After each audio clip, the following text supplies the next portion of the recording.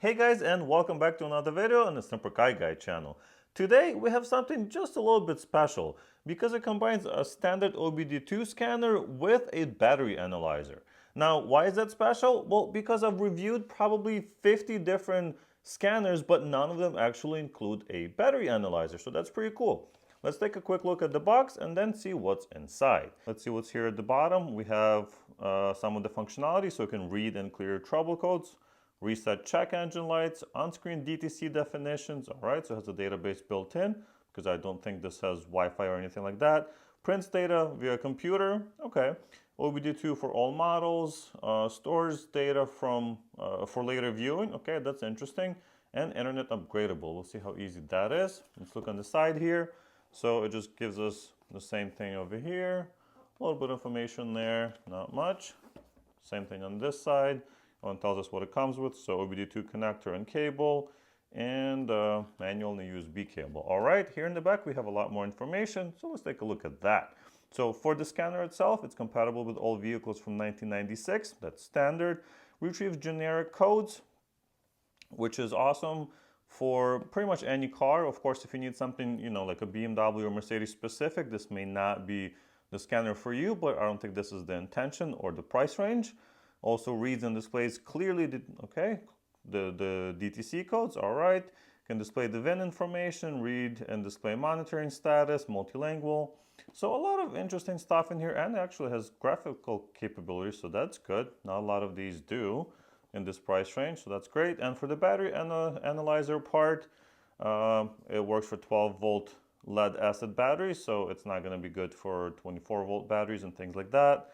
Also multilingual, battery test with the battery in or outside of the vehicle, and it can test voltage, life, so percentage, capacity, and internal resistance. And it can also do charging tests, so that's pretty good. See what the load voltage is, so when you start the car, it'll tell you if the battery drops too low, and what the unloaded voltage is, as well as if your charging system works well as well. All right, very cool. So it can also display all of this information and these different standards. Of course, we're just going to use CCA because that's what most batteries have printed on them. All right, let's open this up and see what we got inside. All right, it has a nice case. That's very useful. Okay, here's the unit itself. We got a pretty thick manual. Looks like all of it is in English. So there is a lot of functionality in here. So it's definitely good to see a manual that's going to describe how to do the battery test and everything else, as well as use the OBD2 functionality. All right. Let's see what we got in this pouch right here. So we have our clips for the battery, plugs in into the same port, and we also got our OBD2 cable as well, also the same port that goes into the scanner, and I dropped a mini USB cable as well. All right, let's take a slightly closer look at the scanner itself. So we have looks like a 2.5-inch screen right here, reflective, but looks pretty nice in person. We have these touch-ish buttons. I like that it has a D-pad. I hate when it's they make it complicated. This is easy to navigate. And we have a dedicated emissions button. This is rubberized coating on it, so when you drop it or things happen, this will not get damaged. And of course, you can probably take it off if you need to clean it. You got your mini USB port here on the side and the port for the cables on the top. That's it. Let's go plug this into a car and see what we can find and how useful this device actually is. All right, so I'm in my car and I just plugged it in. I'm very happy to report that this cable is like 6 feet long, which is awesome. I don't have to be super close to the OBD port, but let's start looking at the menu here. As you can see, we have our battery test, which we will do outside of the car. Next option is OBD2 functionality. I'll go into that in just a second. We have our ready test, which is emissions, DTC lookup, so a database of the codes, review data that you have recorded previously, and you can also print data through a computer. Now, setup, let's take a quick look here. We have language, so you can switch to English, Spanish, or French. Configure monitor, so you can change certain settings depending on the vehicle. Units of measure, so you can go between English and metric. key beeps. If you want to annoy people, you can turn that on. You also have your tool self-test, so the tool, you can test the buttons as well as the screen itself, and you can update it via computer. So that's that. Now let's go to the actual functionality of the device by going to OBD2. What it's going to do first is probably check for IM readiness, which is going to be our, yep, there it is. So this is your emission testing. I'm going to say no. So that was your emission test. I'm not sure why it disappeared, but we can go back to that right now, which is IM readiness. We'll do, let's say, since DTCs were cleared. And as you can see, well, now you can see the yellow triangle is on. So what that tells us is that one of the systems here would not pass emissions. Now, why does my car say that? Well, that's because I would just replace my starter on the car a few days ago, and as a result I had to disconnect the battery, which means the system was reset, and now it doesn't really know if it would pass the test, right? So in this case, I will have to drive the car for probably 20-30 miles before it will reset, and I'll be able to pass emissions. All right, so as you can see, it definitely works. I'm gonna go back, and then I'm gonna start looking at the other options here. So the first option that we see here is read codes. Here we can read standard OBD2 codes that are stored on the computer. As you can see, there's no live code. Let's see if there's any pending ones. Nothing here as well. What about permanent codes? So these are codes that have been recorded previously but may no longer be present on the vehicle. We can, of course, erase those codes if we were to find any, and we can also look at live data. Live data is a very important and useful tool to have on your scanner because it will show you, so we'll do complete set here. It will show you every sensor that your standard OBD2 port reports. As an example, you can look at the fuel system, load testing, short trim level, I believe. I forgot what it's called exactly. We can RPM, spark plug advance, MEF sensor. So a lot of different stuff, and all of the data is being live on the screen right now. Of course, the car is running, so you're not going to see a lot of it change at the moment, but it's definitely there. You can also do custom data sets. So if you select custom, you can select, it tells us you can use left and right to select, and I'm going to say, okay, that's fine. So if we want to select this system, I'm going to select short fuel trim, select, I don't know, something else, select, and then we're going to hit OK. And now we have 3 of those showed up on here. Very cool. That way you don't have to look at a lot of data if you're trying to troubleshoot something very specific. In here, you can also record data. I'll do that as an example. Click OK. And that's it. As you can see, it's recording here at the top. We're going to play it back to see what it looks like. And you can go frame by frame and see what changes. Of course, nothing changed because the car's not running, but I think you get the idea. All right, I'm going to go back and see what else we have in here. Freeze frame. There's going to be nothing in this car because nothing has been recorded. This will happen usually when there's a fault in your emission system, and the car will store a code for you to play it back later and see what it is. Now, IM readiness we just went over, and then we also have onboard monitoring testing. This depends on vehicles. So, you know, for certain vehicles, you'll see different data here, but as an example, we can see our catalytic converter, monitor an evap system, purge flow monitor, and different misfire cylinder type of stuff. Very cool, but not something I'm going to get into right now. Component test doesn't usually work on this vehicle. Yeah, doesn't work on this vehicle on any of the units.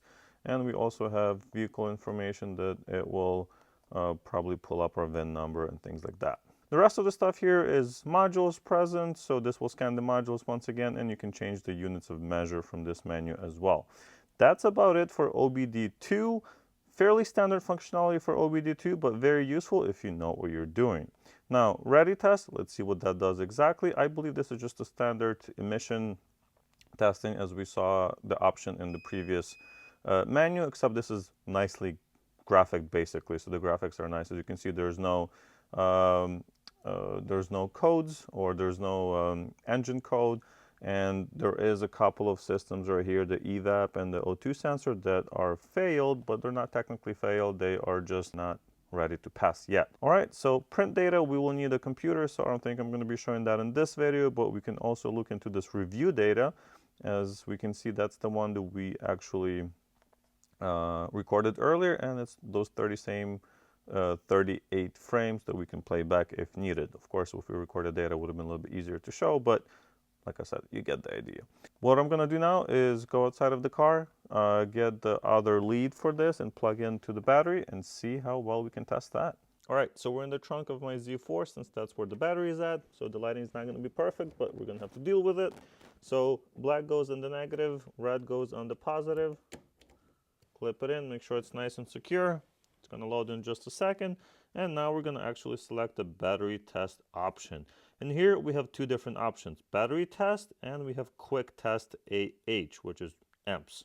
So we're gonna go to the quick one, and why are we going to the quick one is because this does like a quick test. And as you can see on the battery over there, our amps for this battery is 70. So we're gonna select 70 here, which is not 75, 70, and click OK. Now it's testing and it's going to give us a quick result. All right, so it says it's a good battery, the health is 100%, but the charge is a little bit low, which makes sense because I've been recording this video and I had this plugged in the car in accessory mode for about 15 minutes. All right, so that's pretty cool. But let's go back to battery test and do one of the more complicated ones. So we're going to do battery test. Now it says to turn on the lights in the car and keep the headlights on for about 30 seconds, then turn it off, and then press OK to start. So I'm going to go ahead and do that. All right, so it's been about 30 seconds. I'm going to hit OK. And this is an AGM battery. We're going to go to CCA, because that's the one I understand. Cold cranking apps, let's check that on the battery. Cold cranking 760. I'm going to put 760. Okay. And here are the results. So the test where we had to turn the headlights on and draw the power from the battery a little bit actually shows the health of 52 and the charge of 8%. So we definitely need to charge the battery. As you can see, the voltage is only at 12.05 volts after being turned on for 30 seconds with the headlights on. All right, very cool. So we're going to go back. We can also do a cranking test. So we're going to go ahead and start the engine.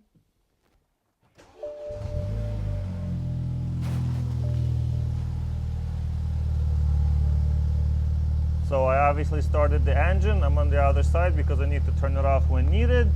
And we'll see the information in just a second when I turn the car off. All right, so as you can see while cranking the car, the battery goes all the way down to 8.3 volts, which is not great. And it took about 4.5 seconds, it said, about 4.5 seconds to start the car. Now, I know my battery is getting pretty low, and I've mentioned it before in previous videos, but this kind of confirms it.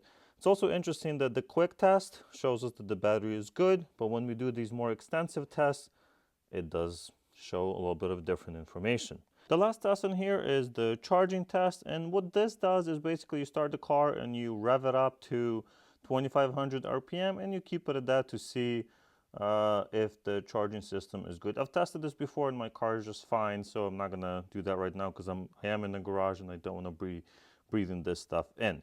But as you can see, this scanner does a lot. It does our standard OBD2 functionality, so you can learn all of the codes and everything else about your car, and it can also test the battery all in one. So one little package will do both of them. You don't have to buy two devices, carry both of them at the same time. You just have one and it does both of those things. So thank you guys so much for watching. I really appreciate it. If you'd like to purchase one, there will be a link in the description. If you have any comments, leave those down below in the comments, and I'll see you guys in the next one.